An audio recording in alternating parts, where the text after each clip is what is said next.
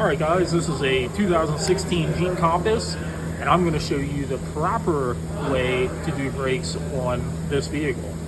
Now some of the tricks and steps that I use along the way you can apply to many other vehicles, but this one specific is a 2016 Compass.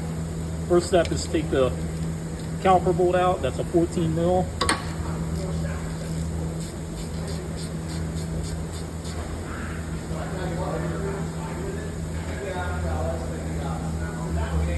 Always want to check the sliders, make sure they're not rusty. Then I use a flathead screwdriver. Oh, that's not a flathead.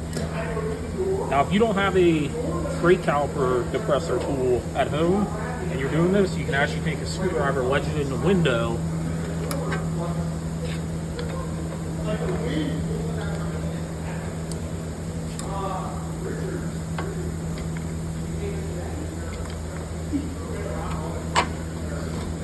and that will depress the piston.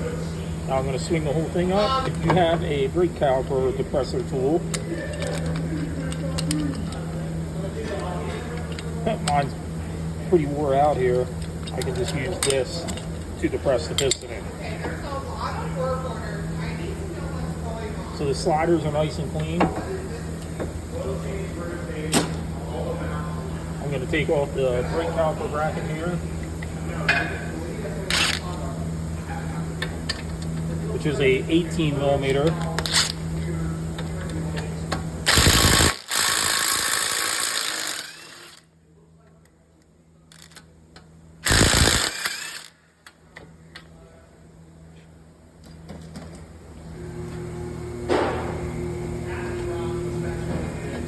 So now I got the bracket off. And if this rotor is tight, this one's loose, all you have to do is smack with the hammer real quick and it'll just pop off. Alright, so the number one thing that causes brake pads to wear out prematurely is this is actually not moving freely like it should. So I'm going to get these pads out of here quick.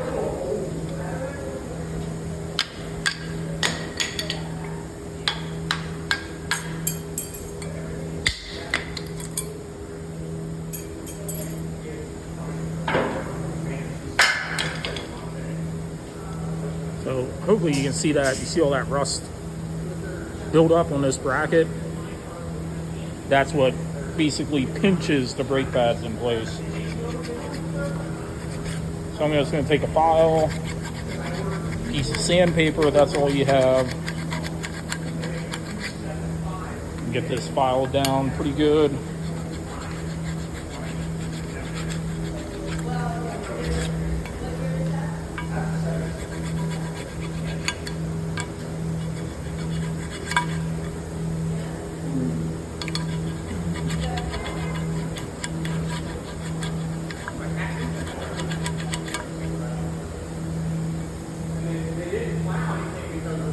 So now I got all the chunky stuff filed off there. Alright guys, first thing I'm going to do is I got this all sanded down nice and smooth. Always want to replace these hardware clips.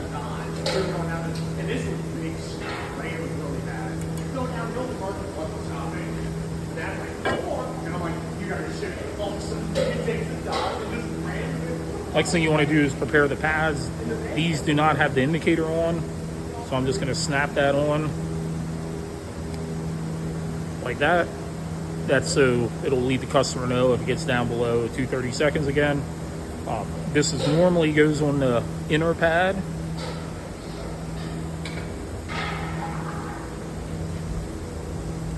And then before I slide it into the bracket,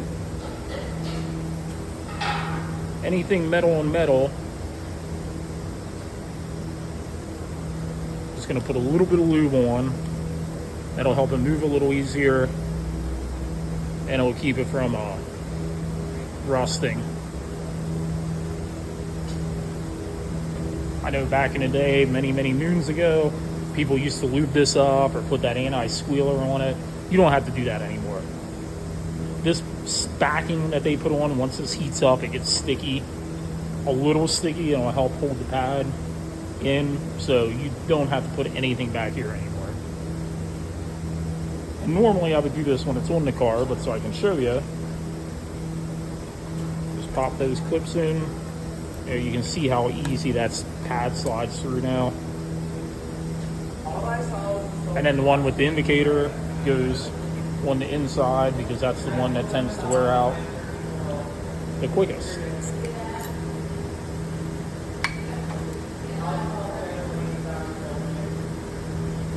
So there we go, that portion's all done. They move nice and free. Like I said, that's a big thing. These pads have to move freely in this bracket. Alright guys, I'm back.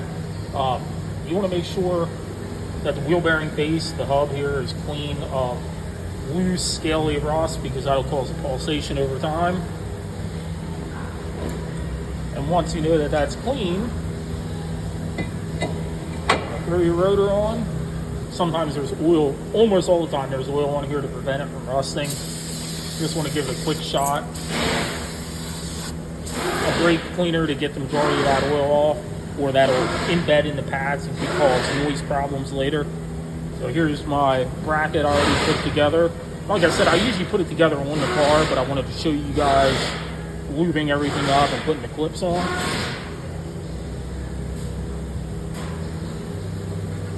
Once again, you can see how freely those pads move, and that's what you want. Now I'm going to tighten down the two 18mm caliper bracket bolts.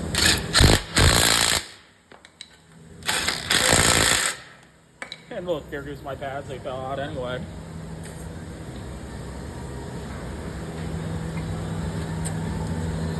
I normally tighten those bracket bolts down pretty tight. A lot of times they're a torque to yield bolt, so you want them pretty tight to begin with. I know on GMs they tell you to replace these bolts every time you use them. I'm not going through and doing all that. So this has popped up on the other side. I'm going to show you guys real quick. This caliper is completely locked up. I cannot squeeze it at all. It will not go back in. So a quick way to diagnose this, I already know what the problem is because I already did it. Crack the bleeder loose, and it goes right on in. So normally that ends up being a bad brake hose. Well, in this case, what it ended up being, and I see this a lot, that metal bracket they use to hold the brake hose, can't really see it that well, but it actually pinched the brake hose shut. So I'm just going to get a screwdriver back in here and bend that bracket back out, and it'll be fine. It'll save the customer money, and it'll keep you from going back and saying that they need another part now. Just wanted to show you guys this real quick. Also, one other thing I forgot to mention, I hope you can see it. You want to inspect this rubber boot here. Make sure that there's no tears in it. If there's a tear in there, you're probably just better off replacing the caliper, because that means moisture got in there. It's going to cause a rust issue, and the caliper is going to go bad anyway. Also, I don't know if you can see on camera, this rubber is sticking out a little bit. You don't want that sticking out. So a lot of times I'll pull back and leave some air in there, and then it'll normally go right back into shape. And there we go. Now it's flush with the, fairly flush with the piston. If that rubber's sticking out and you put that over the pads, it will end up causing that to tear. It'll end up pinching between the piston and the brake pad. Now I'm going to go ahead and lube the sliders up good. If these were rusted, I'd either replace them or clean them real well on the wire wheel. These sliders are in good shape. Just going to put a little lube on it.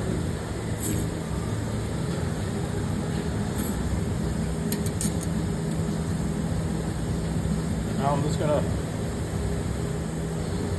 pop that back in, swing this down.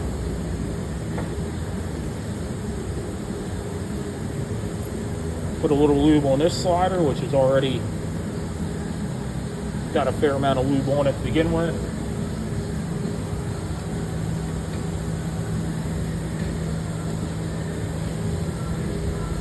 This is a 14 millimeter.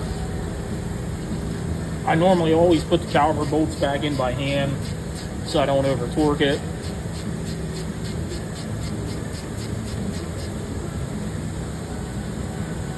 And that's a brake job. There are some things that I missed that I'll cover later in another video.